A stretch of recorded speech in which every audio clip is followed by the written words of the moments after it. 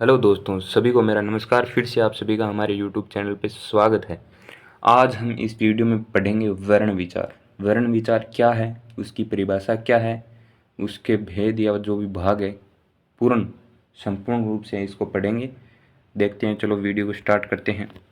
सबसे पहले देखेंगे इसकी परिभाषा। ठीक है, वर्ण विचार है क्या, पहले ये देखते हैं। ठीक है, सबसे पहले देखो, ध्वनि के लिखित रूप को, किसको?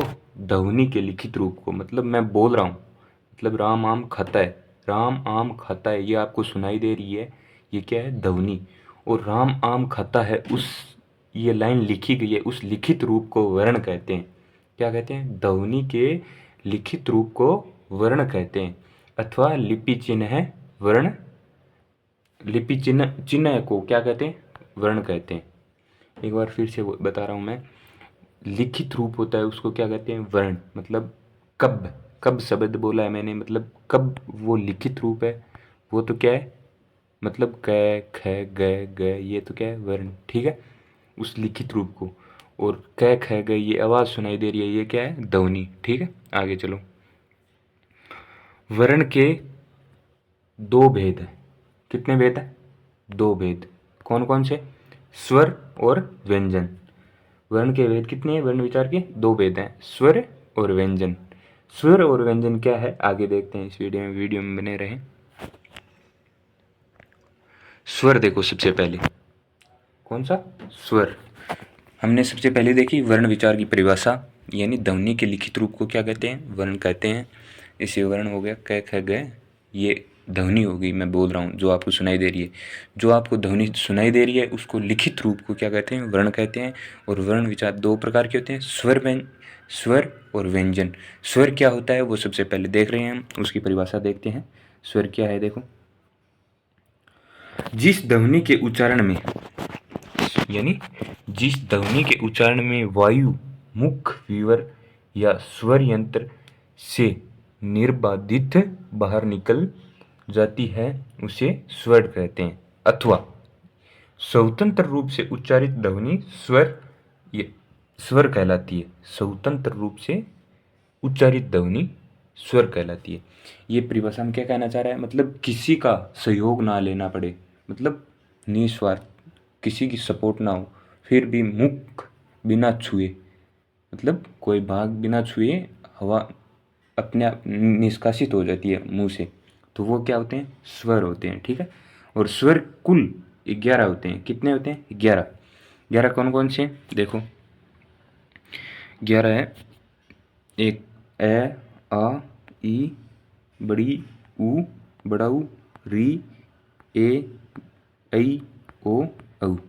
ठीक है, 11 स्वर है। कितने? 11 स्वर। और ये क्या है? स्वरों की मतलब मात्रा है। ये आ की मात्रा हो गई, ये छोटी ई की मात्रा हो गई, ये बड़ी ई की मात्रा हो गई, ये छोटा ऊ का ऊ की मात्रा होगी, बड़े ऊ की मात्रा, और ये री की मात्रा। और ये अक्सर के ऐसे लगता है वो तो क्या है? र है। और ये ऐसे हो जाए तो वो क्या होगा? री होगा। ठीक है, ये छोटी ए की मतलब ए की परिभाषा, ए की क्या होगा? परिभाषा की मात्रा हो गई, ए की मात्रा हो गई, ओ की मात्रा हो गई, और ये औ की मात्रा हो गई। ठीक है, लगने वाले समय के आधार पर स्वरों को दो भागों में बांटा जाता है, मतलब उच्चारण बोलने पर। ठीक है, उच्चारण में लगने वाले समय, उच्चारण में जब हम उच्चारण करते हैं किसी, मतलब स्वर, स्वर का उच्चारण करते हैं, उच्चारण के समय के आधार पर, जितना समय लगता है वो स्वर के उच्चारण में, उसके आधार पर कितने भागों में बांटा है? दो भागों में। ठीक है, आगे देखो। एक है ह्रस्व यानी लघु, और दीर्घ गुरु। ठीक है, ह्रस्व और दीर्घ उच्चारण के समय के आधार पर दो भागों में बांटा है, किसको? स्वरों को। और दो कौन कौन सी हैं? ह्रस्व और दीर्घ। ठीक है, ह्रस्व की परिभाषा देखो आगे। जिनके उच्चारण में कम समय लगता है वो क्या कहलाते हैं? ह्रस्व। ह्रस्व स्वर। और ये कितने स्वर होते हैं? कम समय लगता है जो, कितने होते हैं? चार। चार कौन कौन से? ए और छोटी ई और छोटा ऊ और री, चार है, वो ह्रस्व स्वर है, जिसको लघु भी कहते हैं। और ये खड़ी पाई होती है, इसको खड़ी पाई कहते हैं। ठीक है, आगे 2 नंबर देखो दीर्घ स्वर। दीर्घ स्वर को एक नाम हो रहा है, कौन सा है? गुरु। बड़े वाले स्वरों मतलब ज़्यादा समय लगता है, उनको क्या कहते हैं? दीर्घ स्वर। जिनके उच्चारण में लघु स्वर से दुगना समय लगता है वो क्या होते हैं? दीर्घ स्वर होते हैं। और ऐसे स्वर कितने होते हैं? 7। 7 कौन कौन से? आ, बड़ी ई, बड़ा ऊ, ए, ऐ, ओ, औ। ठीक है, कितने होते हैं? 7। आपको पूछ ले कि उच्चारण के आधार पर, उच्चारण में समय लगने के आधार पर स्वरों को कितने भागों में बांटा गया है? 2 भागों में। कौन कौन से? ह्रस्व और दीर्घ। ठीक है, ह्रस्व में कम समय लगता है उसको ह्रस्व कहते हैं, वो 4 होते हैं। और दीर्घ में ज़्यादा समय लगता है, मतलब ह्रस्व की तुलना में 2 गुना समय लगता है, वो ऐसे कितने स्वर होते हैं? 7। ठीक है, आगे देखो, नोट करके, ग्रहित स्वर किसे कहते हैं? ठीक है, ग्रहित स्वर कौन सा होता है? औ। एक तो होता है ओ और एक होता है औ। औ स्वर है वो हिंदी भाषा ने अंग्रेजी भाषा से ग्रहण किया है। कहाँ से किया है? औ है जो, मतलब ये औ वो कौन सी भाषा से किया है? अंग्रेजी भाषा से। किससे? अंग्रेजी भाषा से। ठीक है, अंग्रेजी भाषा से क्या है? ग्रहण किया है। ठीक है, जैसे कॉलेज, नॉलेज, हॉस्टल, ये सभी क्या है? अंग्रेजी भाषा के शब्द है। ठीक है, आगे देखो विसर्ग। विसर्ग किसे कहते हैं? विसर्ग ये मूलतः संस्कृत की ध्वनि है। विसर्ग क्या है? मूलतः किसकी ध्वनि है? संस्कृत की ध्वनि है। ठीक है, इसका प्रयोग केवल संस्कृत में ही किया जाता है। विसर्ग का प्रयोग कब किया जाता है? केवल संस्कृत में ही प्रयोग किया जाता है। जैसे उदाहरण में देखो, अंतः विसर्ग आ गया बाद में, कर्ण, प्रातः विसर्ग काल, दुख, जैसे दुख विसर्ग दु विसर्ग ख, ये क्या हो गए? विसर्ग के उदाहरण। आगे देखो, अनुस्वार किसे कहते हैं? नॉर्मल जानकारी के लिए, अनुस्वार किसे कहते हैं? अनुस्वार जिस ध्वनि के उच्चारण में वायु नाक के द्वारा बाहर निकाली जाती है उसे क्या कहते हैं? अनुस्वार कहते हैं। जिस ध्वनि के उच्चारण में वायु नाक के द्वारा बाहर निकाली जाती है, मतलब ना मुंह के द्वारा और ना ही किसी जीव को बिना टच किए बाहर निकल जाती है, उसे क्या कहते हैं? अनुस्वार कहते हैं। अनुस्वार किसको कहते हैं? जैसे उदाहरण में प्रयोग करके देखते हैं, संयोग, संयोग। ठीक है, ऊपर लग गया संयम, अनुस्वार, बिंदी लगी, संहार, अंग इत्यादि। ठीक है, आगे देखो, अनुनासिक किसे कहते हैं? अनुनासिक जिस ध्वनि के उच्चारण में वायु नाक तथा मुंह दोनों से बाहर निकल जाती है उसे क्या कहते हैं? अनुनासिक कहते हैं। जिस ध्वनि के उच्चारण में वायु नाक व मुंह दोनों से बाहर निकल जाती है उसे क्या कहते हैं? अनुनासिक कहते हैं। कि साथ में नाक से भी हवा निकले और मुंह से हवा निकले उसे क्या कहते हैं? अनुनासिक कहते हैं। शिरो रेखा पर मात्रा में केवल बिंदु के रूप में लिखा जाता है, जैसे नहीं के ऊपर बिंदु लगता है लास्ट में के ऊपर ऊंधना, रातें। ठीक है, इत्यादि ऐसे शब्द हो गए। ठीक है, आगे देखो, व्यंजन। व्यंजन किसे कहते हैं? स्वर तो हमने देख लिया, व्यंजन किसे कहते हैं? ठीक है, जिस ध्वनि से उच्चारण में वायु मुख विवर अथा स्वर यंत्र से बाधित हो, वायु बाहर निकलती हुई, स्वर यंत्र से बाधित होती हुई बाहर निकलती है उसे व्यंजन कहते हैं। मतलब ये क्या कहना चाहता है कि स्वर तो है वो स्वतंत्र रूप से, मतलब उसका उच्चारण होता था हवा के द्वारा, और व्यंजन है वो स्वर यंत्र, मतलब स्वर से बंधा हुआ, फिर उसका उच्चारण किया जाता है, वायु बाहर निकलती है, मतलब स्वर यंत्र से बाधित हुई बाहर निकलती है, उसे व्यंजन कहते हैं।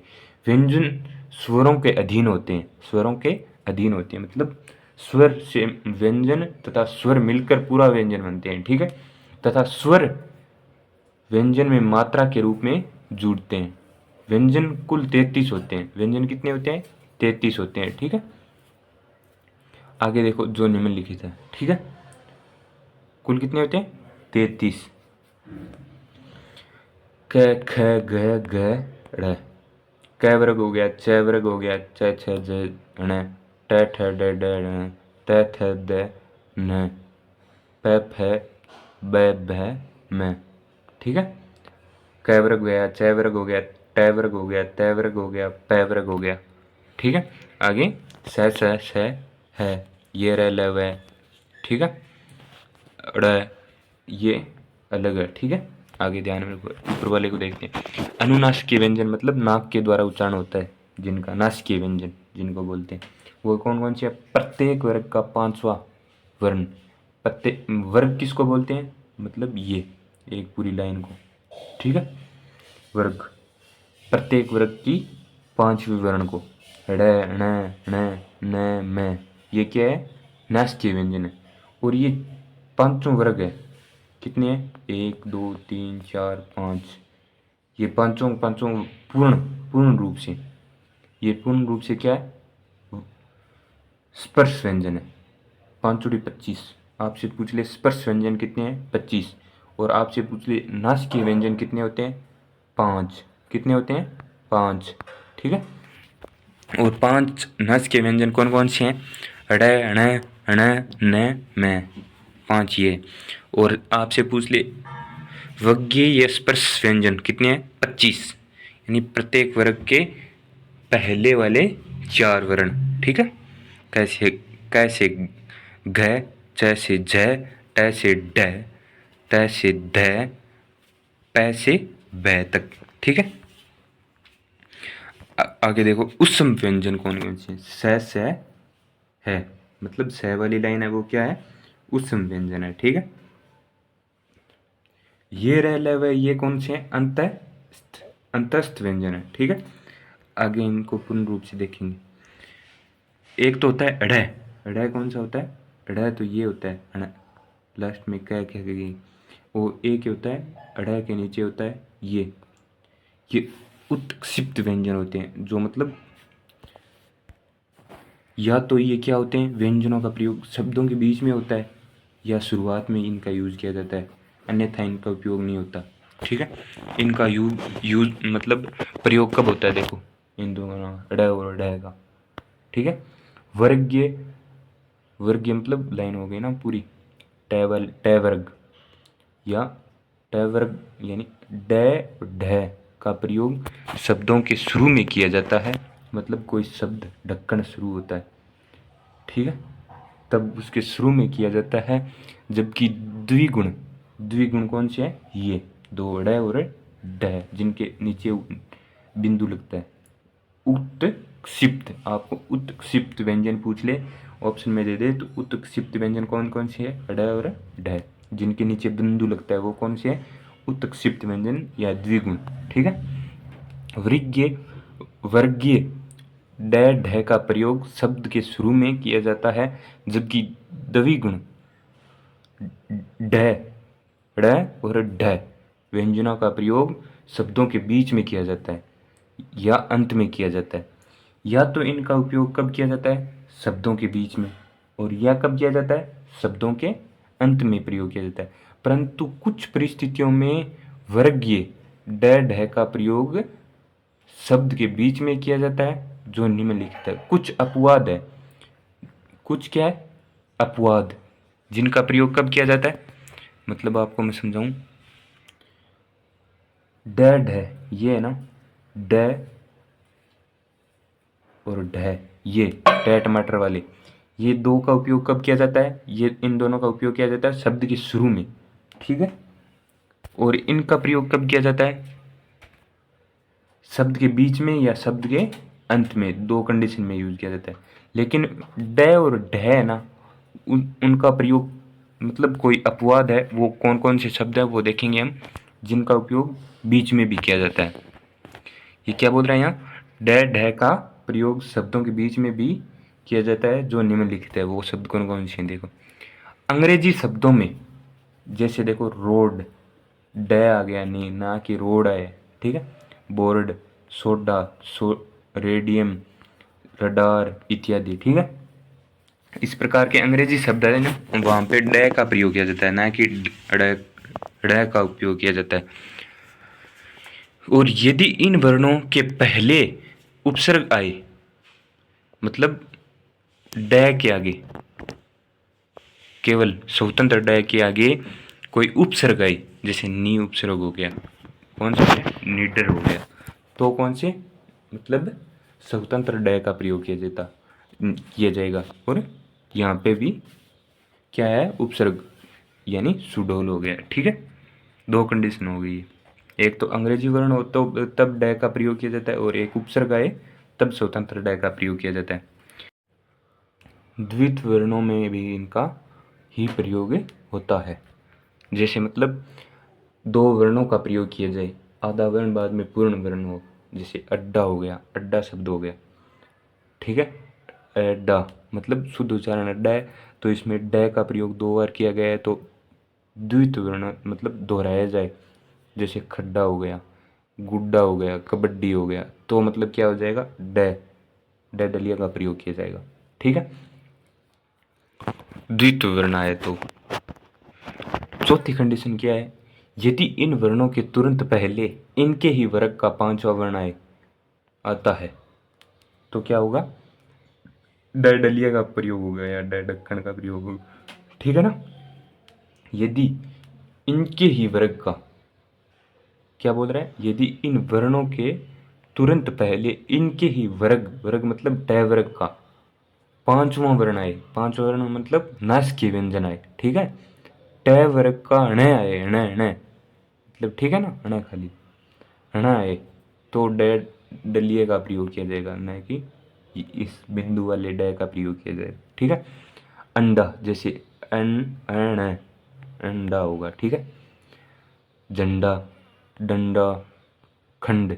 ठीक है, आदि शब्द हो गए ऐसे।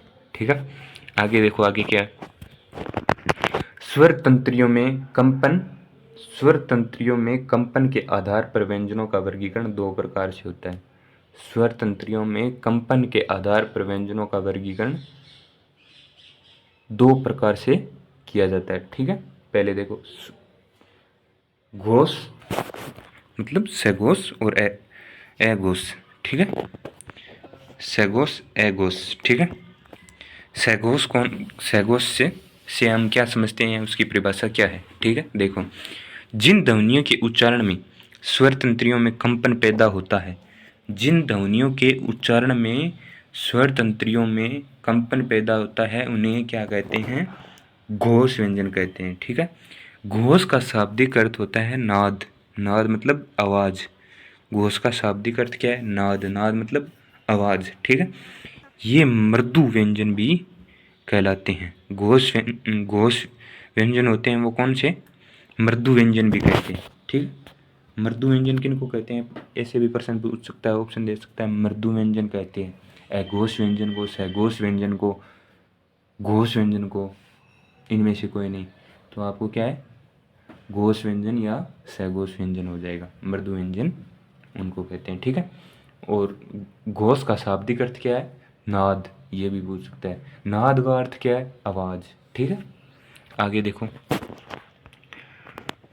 और घोष व्यंजन कौन सा होगा, प्रत्येक वर्ग का तीसरा, चौथा, पांचवा वर्ण, तीसरा, चौथा, पांचवा वर्ण, ये रह वह है तथा सभी स्वर इसमें घोष में आते हैं।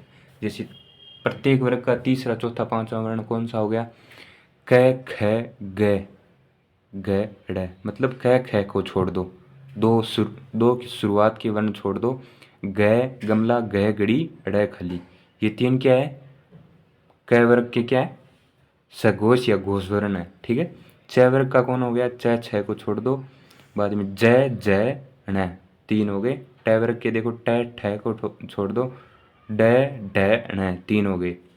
प्रत्येक वर्ग के तीसरा, चौथा, पांचवा वर्ण। ठीक है, त थ को छोड़ दो, द ध न। ठीक है, ये क्या हो, घोष वर्ण। ठीक है, और ये रह लव तथा सभी स्वर इसमें घोष वर्ण में आते हैं। और प वर्ग का हो गया, प फ को छोड़ दो, ब भ म, तीन हो गए ना। और अघोष को देखो, अघोष किसे कहते हैं, और सभी स्वर आ जाएंगे किसमें, घोष वर्ण में। अघोष क्या चीज है, देखो, जिन ध्वनियों के उच्चारण में स्वर तंत्रियों में कंपन पैदा नहीं होता उन्हें क्या कहते हैं, अघोष व्यंजन कहते हैं। प्रत्येक वर्ग का पहला, दूसरा वर्ण तथा स इसमें आते हैं। मतलब हमने जो सघोष यानी घोष वर्ण में छोड़े था ना, वो सारे के सारे व्यंजन किस में आ जाएंगे, अघोष व्यंजन में आ जाएंगे। मतलब क ख आ जाएंगे, च छ आ जाएंगे, ट ठ आ जाएंगे, त थ आ जाएंगे, प फ आ जाएगा, और स तीनों स आ जाएंगे, स।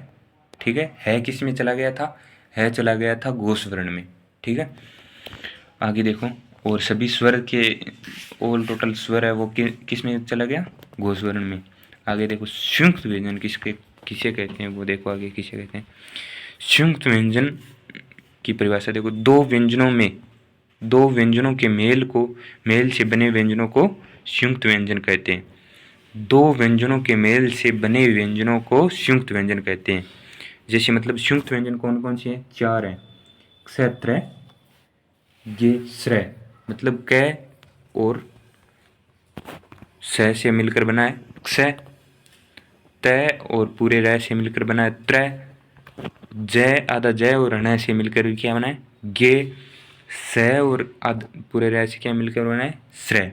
ठीक है, संयुक्त व्यंजन कौन कौन से हैं, क्षेत्र, श्रय, लास्ट की लाइन है, मतलब कगड़ा की लास्ट लाइन है वो क्या है, संयुक्त व्यंजन है। ठीक है, आगे देखो नोट में क्या कह रहा है, र 4 प्रकार से लिखे जाते हैं, जिसमें र क्रय, मतलब र के नीचे आधा आधा होता है ना, एक र आधा होता है तथा 3 र पूरे होते हैं। 4 प्रकार से र लिखा जाता है, जिनमें से एक र आधा लिखा जाता है और 3 र है वो पूर्ण रूप से लिखा जाता है। ठीक है, और देखो र कौन कौन सा है, एक तो ये र, ये क्या है, पूर्ण रूप से लिखा जाता है। मतलब एक ये र लिखा जाता है, एक ये र लिखा जाता है, और री को अलग बता दूं आपको, ऐसे करके लिखते हैं ना, ऐसे मोड़ते हैं नीचे से, ये तो होगी री, और ऐसे करके सीधा डायरेक्ट लिखते हैं, वह है क्या है रे, और ट के नीचे ये क्या है रे।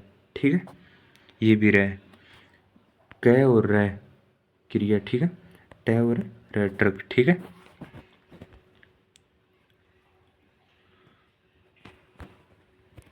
ये तीनों रे तो क्या है, पूर्ण रूप है। ये ऐसे लगता है ना नीचे, ये तो क्या है पूर्ण रूप का रे, और ये नीचे दो दो तरफ दो लघु मात्रा लगती है तिरपाई, तो ये भी क्या है पूरा है, और ऐसे लिखा जाता है वो पूरा है ही, लेकिन ऊपर रह लगता है ना वो क्या है आधा है। ठीक है ना, तीन इसमें क्या है, 4 रह होते हैं, जिनमें से एक रह आधा होता है। ठीक है, ये आधा है ऊपर लगा हुआ है, बाकी 3 रह पूरे होते हैं। ठीक है, ये बता दिया। आगे देखो सेकंड ग्रेड में टॉपिक लगता है ध्वनि। ध्वनि जो कुछ मुंह से उच्चारित हो जाता है उसे क्या कहते हैं, ध्वनि कहते हैं। जो कुछ भी मतलब मुंह से उच्चारित होता है, मैं बोल रहा हूँ वो उच्चारित हो रहा है, तो उसे भी क्या कहते हैं, ध्वनि कह रहे हैं। आप सुन रहे हैं मेरे को, वो क्या है, ध्वनि है। नोट नंबर 1, उच्चारित भाषा की सबसे छोटी इकाई ध्वनि है। उच्चारित भाषा की मतलब उच्चारण मतलब उच्चारित भाषा की सबसे छोटी इकाई ध्वनि है, जबकि लिखित भाषा की सबसे छोटी इकाई वर्ण है। वर्ण मतलब समझ गए ना, एक अक्षर, मतलब क्या क्या है, वर्ण है। ठीक है, सार्थक भाषा की सबसे छोटी इकाई शब्द है। सार्थक भाषा की सबसे छोटी इकाई क्या है, शब्द है, तथा भाषा की पूर्ण इकाई वाक्य है। भाषा की पूर्ण इकाई क्या है, वाक्य। और सार्थक भाषा की सबसे छोटी इकाई कौन सी है, शब्द। और आपसे पूछ ले सबसे लिखित भाषा की सबसे छोटी इकाई पूछ ले तो वर्ण है, सार्थक भाषा की सबसे छोटी इकाई पूछ ले तो शब्द है, भाषा की पूर्ण इकाई पूछ ले तो वाक्य है, और उच्चारित भाषा की सबसे छोटी इकाई पूछ ले तो ध्वनि है। ठीक है, आगे देखो, आचार्य भोलानाथ तिवारी ने उच्चारण के आधार पर स्वर 10 माने। भोलानाथ कौन, आचार्य भोलानाथ तिवारी ने उच्चारण के आधार पर स्वरों को 10 माने हैं। इन्होंने री को उच्चारण के आधार पर स्वर नहीं माना है, अर्थात उच्चारण के आधार पर स्वर कुल कितने हैं, 10 हैं। री को उच्चारण के आधार पर क्या नहीं माना है, स्वर नहीं माना है। किसने, आचार्य भोलानाथ ने।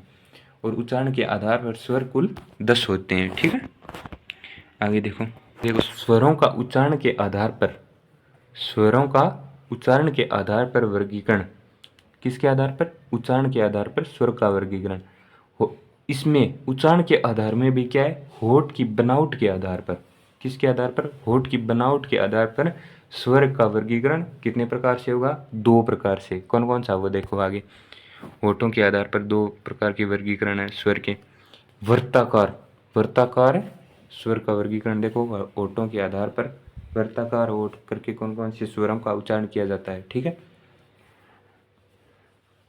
जिन स्वरों के उच्चारण में होठों का, जिन स्वरों के उच्चारण में होठों का आकार गोल हो जाता है उन्हें वर्ताकार कहते हैं। जिन स्वरों में उच्चारण में होठों का आकार क्या हो जाता है, गोल, उन्हें क्या कहते हैं, वर्ताकार स्वर कहते हैं। ये स्वर कितने होते हैं, चार होते हैं। चार कौन कौन से, छोटा ऊ हो गया, और बड़ा ऊ, और ओ, और औ, चार स्वर हो गए, ठीक है। वर्ताकार के आधार पर स्वर। अवर्ताकार के आधार पर देखो, जिनका मतलब होठों के आधार पर होठ गोल ना हो, उनका स्वरों का उच्चारण देखो। जिन स्वरों के उच्चारण में होठ का आकार गोल नहीं होता है उन्हें उन्हें क्या कहते हैं, अवर्ताकार कहते हैं। क्या कहते हैं, अवर्ताकार, वर्ताकार नहीं, अवर्ताकार कहते हैं। और ये स्वर कितने होते हैं, छह स्वर होते हैं। कितने होते हैं, छह स्वर, ठीक है। ए, आ, ई, ए, ऐ, छह स्वर होते हैं ये, ठीक है। आगे देखो, दो नंबर देखो, सबसे पहले हमने उच्चारण के आधार पर देखा था, उच्चारण के आधार पर स्वरों का वर्गीकरण पढ़ रहे थे, उसमें होठों के आधार पर स्वरों का उच्चारण देखा था। अब देखेंगे जीभ उलटने के आधार पर स्वरों का वर्गीकरण। किसके आधार पर, जीभ उलटने के आधार पर। तीन प्रकार से मतलब वर्गीकरण किया गया है जीभ उलटने के आधार पर। अग्र स्वर, मध्य स्वर, पश्च स्वर, ठीक है, तीन दिए गए हैं। अग्र स्वर में कौन कौन से स्वर आएंगे, छोटी ई, बड़ी ई, ए, ऐ, ठीक है। मध्य स्वर में एस, ए, इसे उदासीन स्वर भी कहते हैं। ए स्वर आता है मध्य स्वर में खाली, ठीक है, उसे उदासीन स्वर भी कहते हैं। पश्च स्वर में आ जाता है, छोटा ऊ आ जाता है, बड़ा ऊ आ जाता है, ओ आ जाता है, औ आ जाता है, ठीक है। ये हो गए जीभ उलटने, उठने या उलटने के आधार पर, जीभ उठने, ठीक है, जीभ उठने के आधार पर, ठीक है। जीभ लगने के आधार पर, जीवा प्रयत्न के आधार पर स्वरों का वर्गीकरण चार प्रकार से होता है। जीभ लगाने मतलब टच होने पे मुंह में, जीवा प्रयत्न के आधार पर स्वरों का वर्गीकरण चार प्रकार से होता है। सबसे पहले देखो कौन सा है, विवर्त स्वर। विवर्त स्वर कौन सा है, विवर्त स्वर का शाब्दिक अर्थ है खुला हुआ, जिनके उच्चारण में मुंह पूरा खुला रहता है। आ स्वर है, उसमें केवल क्या है, मुंह खुला रहता है, एक ही है ऐसा स्वर, विवर्त स्वर। संवर्त स्वर कौन कौन से हैं, इसका अर्थ लगभग है बंद, मतलब लगभग मुंह बंद हो सी, अर्थात जिनके उच्चारण में लगभग मुंह बंद होता है, ठीक है। ई, ऊ, लगभग बंद है। अर्ध स्रवंत स्वर, ठीक है, ए और औ। अर्ध विवर्त स्वर, अर्ध विवर्त स्वर क्या है, ए आ गया, ऐ आ गया, औ आ गया, तीन हो गए, ठीक है। ये क्या हो गए, किसके आधार पर, ये जीभ लगाने के आधार पर, जीवा प्रयत्न के आधार पर। कितने प्रकार का वर्गीकरण हो गया स्वरों का, जीवा प्रयत्न के आधार पर चार प्रकार से, ठीक है। आगे देखो, स्वरों की बनावटी के आधार पर वर्गीकरण क्या होगा, स्वरों की बनावटी के वर्गीकरण के आधार पर, स्वरों की बनावट के आधार पर वर्गीकरण, ठीक है। किसके आधार पर, स्वरों की बनावट किस आधार पर हुई है, उसके आधार पर क्या है, वर्गीकरण किया गया है स्वरों का। मूल स्वर है इसमें, सबसे पहले देखो, जिन स्वरों का मूल रूप होता है अथवा जो किसी अन्य स्वर की मदद से नहीं बनते उन्हें मूल स्वर कहते हैं। मतलब जो स्वर है किसी अन्य स्वर से ना बनकर अपने स्वतंत्र रूप से बनते हैं उनको क्या कहते हैं, मूल स्वर कहते हैं। जैसे ये ऐसे स्वर कितने होते हैं, चार होते हैं, ठीक है, चार स्वर होते हैं। जैसे ए हो गया, ई हो गया, ऊ हो गया और री हो गया। ए छोटी ई होगी और छोटा ऊ हो गया और री होगी। ये चार स्वर हैं जो मूल स्वर हैं, ठीक है, जिनको किसी की सहायता की आवश्यकता नहीं। संधि स्वर किसे कहते हैं, जो स्वर दो स्वरों के मेल से बने होते हैं उन्हें संधि स्वर कहते हैं। ये स्वर 7 होते हैं, इनकी संख्या कितनी होती है? 7, जो मूलतः क्या है? अन्य स्वर से मिलकर बने होते हैं। जैसे आ हो गया, बड़ी ई हो गया, ऊ हो गया, ऐ हो गया, ए हो गया, ऐ हो गया, ओ हो गया, औ हो गया। 7 स्वर है, ठीक है। अन्य स्वरों से मिलकर बने होते हैं। इनके 2 उपभेद हैं संधि स्वर के। दीर्घ स्वर। दीर्घ स्वर कौन कौन से हैं? देखो, 2 समान स्वरों के मेल से बने स्वर दीर्घ स्वर कहलाते हैं। 2 समान स्वर से बनकर जिन स्वरों का निर्माण होता है उन्हें क्या कहते हैं? दीर्घ स्वर कहते हैं, या इन्हें सहजातीय भी कहते हैं, ठीक है। सहजातीय मतलब एक सी जाति, एक से शब्द। ये कुल 3 होते हैं। कौन कौन से? ए प्लस ए से क्या बना? आ बना। छोटी ई से मिलकर बड़ी ई बना। छोटे ऊ से छोटे ऊ से। आगे देखो संयुक्त स्वर। एक नंबर दीर्घ स्वर हो गया, दूसरा नंबर संयुक्त स्वर। देखो, 2 असमान स्वरों के मेल से बने स्वरों को संयुक्त स्वर कहते हैं। 2 असमान मतलब समान नहीं है। दीर्घ स्वर में तो क्या था? दोनों स्वर क्या थे? समान थे। और संयुक्त स्वर में समान स्वर नहीं होंगे, अलग अलग स्वर होंगे, जिनसे निर्माण से क्या होगा? संयुक्त स्वर का निर्माण होगा। इन्हें विजातीय स्वर भी कहते हैं, मतलब समान जाति के नहीं है, ठीक है। ये कुल 4 कितने? ये संयुक्त स्वर कितने हैं? 4 हैं। कितने हैं? 4, ठीक है। ए ऐ ओ औ। जैसे कौन कौन से हैं? ए प्लस ई ऐ हो गया, ए प्लस ए ऐ हो गया, ठीक है। ए प्लस ई ए हो गया, ए प्लस बराबर क्या हो गया? ऐ हो गया। ए प्लस ऊ बराबर ओ हो गया, ए प्लस ओ बराबर औ हो गया, ठीक है। चारों हो गए, ठीक है। ये 4 के 4 क्या है? संयुक्त स्वर है, मतलब विजातीय, मतलब सेम स्वर नहीं है। ए आ गया, ए प्लस ई बराबर ए प्लस ए बराबर ऐ, ए प्लस ऊ बराबर ओ, ए प्लस ओ बराबर औ, ठीक है। आगे देखो, प्रलुप्त स्वर किसे कहते हैं? ठीक है, प्रलुप्त स्वर, ठीक है। इसके उच्चारण में लघु स्वर से तिगुना समय लगता है। लघु स्वर से तिगुना समय लगता है। इसका प्रयोग वैदिक संस्कृत में किया जाता है। प्रलुप्त स्वरों का प्रयोग कहाँ किया जाता है? वैदिक संस्कृत में किया जाता है। लौकिक संस्कृत में इसका प्रयोग किया जाता है, ठीक है। लौकिक संस्कृत में भी इसका प्रयोग बंद हो गया है, क्योंकि इसका उच्चारण अधिक समय लगता है, ठीक है। वैदिक संस्कृत में इसका प्रयोग किया जाता है प्रलुप्त स्वर का, और लौकिक संस्कृत में इसका प्रयोग बंद हो गया है, क्योंकि इसमें उच्चारण में क्या लगता है? समय अधिक लगता है, ठीक है, प्रलुप्त स्वर में। वर्तमान समय में इसका प्रयोग केवल उच्चारण में किया जाता है, ठीक है। जैसे ओम हो गया, ठीक है, उच्चारण अधिक लगता है। प्रलुप्त शब्द मतलब प्रलुप्त स्वर है, उसका क्या है? यूज किया जाता है। ये पहचान है प्रलुप्त स्वर की, ठीक है। अयोगवाह ध्वनि क्या है? देखो आगे।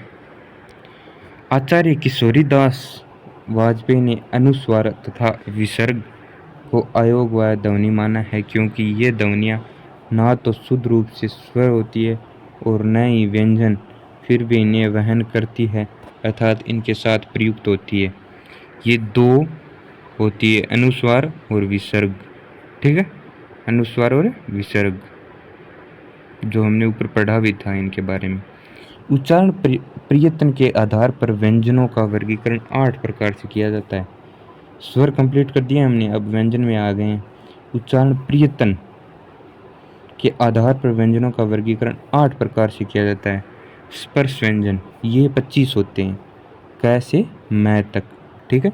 स्पर्श व्यंजन होते हैं 8, मतलब उच्चारण प्रयत्न के आधार पर आपको पूछ ले व्यंजन कितने प्रकार के होते हैं? 8 प्रकार के होते हैं। सबसे पहला आता है 8 प्रकार में से स्पर्श व्यंजन। स्पर्श व्यंजन में 25 व्यंजन होते हैं, ठीक है, कैसे मैं तक, ठीक है। स्पर्श संघर्षी व्यंजन, ये 4 होते हैं, च छ ज झ, ठीक है। अनुनासिकीय व्यंजन, प्रत्येक वर्ग का 5वां वर्ण, मतलब प्रत्येक वर्ग का 5वां मतलब वर्ण है, उसको क्या कहते हैं? स्पर्श संघर्षी व्यंजन। और आपको स्पर्श व्यंजन पूछ ले कितने हैं, 25 कैसे मैथ तक, ठीक है। अनुनासिक व्यंजन, प्रत्येक वर्ग का 5वां वर्ण ड़ ण न म, ठीक है, अनुनासिक व्यंजन हो गया। द्विगुण द्विस्पर्शी ताड़नजात उत्क्षिप्त व्यंजन, द्विगुण बोल दो, द्विस्पर्शी बोल दो, ताड़नजात बोल दो, उत्क्षिप्त व्यंजन बोल दो, ये दो होते हैं, ड और ढ, ठीक है। पार्श्विक व्यंजन, पार्श्व का शाब्दिक अर्थ है बगल, बगल में ही है, मतलब पार्श्व का शाब्दिक अर्थ है बगल होता है। इसमें हवा जीभ के बगल से निकलती है। जैसे उदाहरण के लिए हो गया ल, ल के ल वर्ण है, इसके हवा क्या है, पास से निकलती है, जीभ के बगल से ही निकल जाती है।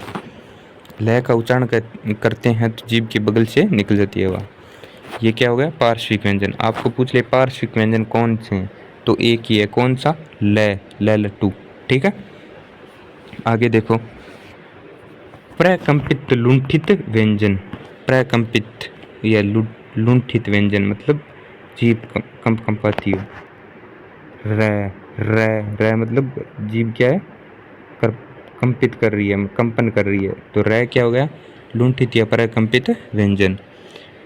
अर्ध स्वर या इष्ट स्पर्शी व्यंजन कौन कौन से हैं, ये दो होते हैं, ये और वह, ठीक है। अर्ध स्वर या इष्ट स्पर्शी व्यंजन, ठीक है। आगे देखो संघर्षी व्यंजन, संघर्षी व्यंजन कौन कौन से है, स है, स वाली लाइन, ठीक है, चारों पूरे संघर्षी व्यंजन।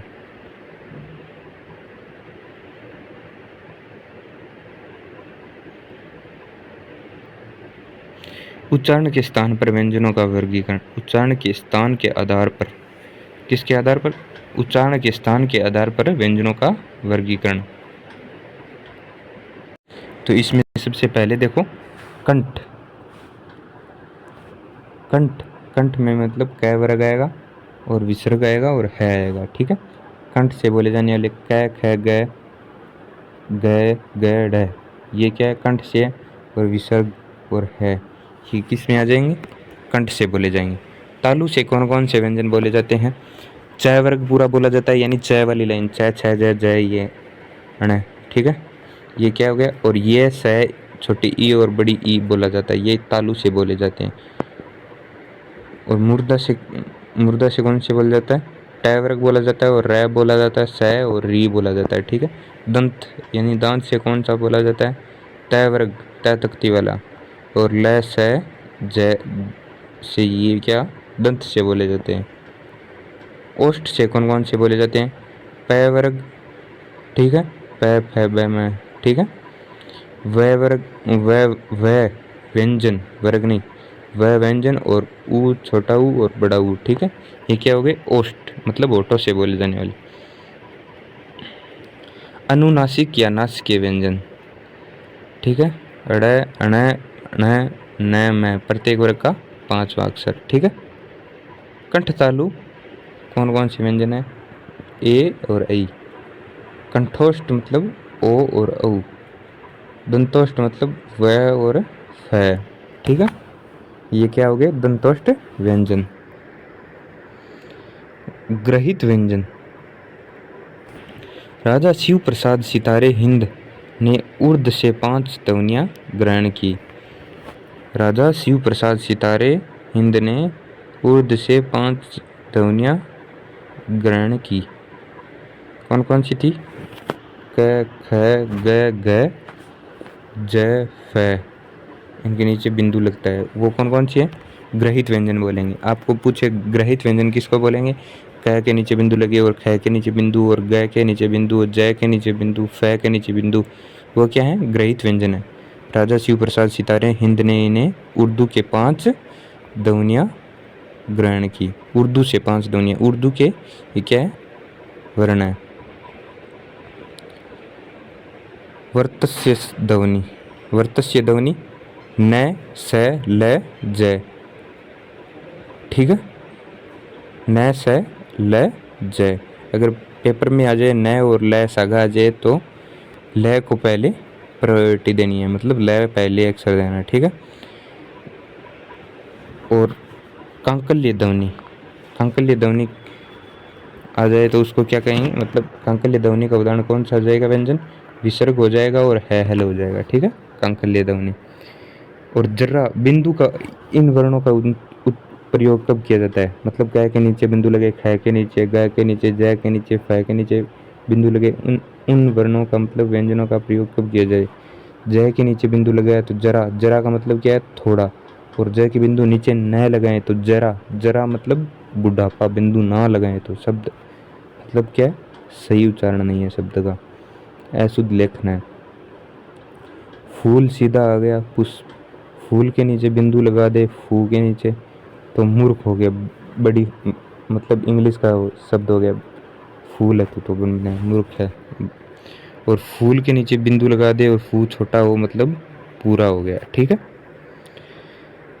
जीवा मूल्य ध्वनि कौन कौन सी है, क ख ग क, तीनों के नीचे क्या है, बिंदु है, जीवा मूल्य ध्वनि है, ठीक है। आगे देखो, श्वास या वायु लगने के आधार पर व्यंजनों का वर्गीकरण, किसके आधार पर, श्वास या वायु लगने के आधार पर व्यंजनों का वर्गीकरण दो प्रकार से किया जाता है, कौन कौन से, अलप प्राण, अलप प्राण में कौन कौन से, जिनके उच्चारण में कम वायु लगती है, किसे कहते हैं, जिनके उच्चारण में कम वायु लगती है, प्रत्येक वर्ग का पहला, तीसरा तथा पांचवा वर्ण ये र ल व तथा सभी स्वर इसमें आते हैं, कौन कौन से आते हैं व्यंजन, पहला और तीसरा तथा पांचवा वर्ण और ये र ल व अंतस्थ सभी स्वर में आते हैं, ठीक है। आगे देखो, महाप्राण, महाप्राण क्या चीज़ है, जिनके उच्चारण में अधिक वायु लगती है, जिनके उच्चारण में अधिक वायु लगती है, प्रत्येक वर्ग का दूसरा तथा चौथा वर्ण और स है इसमें आते हैं, महाप्राण में आते हैं, ठीक है। ये हमने वर्ण कंप्लीट कर लिया है दोस्तों। तो वीडियो अच्छा लगे तो लाइक करना, कमेंट करना, शेयर करना, और कोई गलती हो तो कमेंट में ज़रूर बताना, उसका सुधार करेंगे। Thank you. जय हिंद, जय भारत।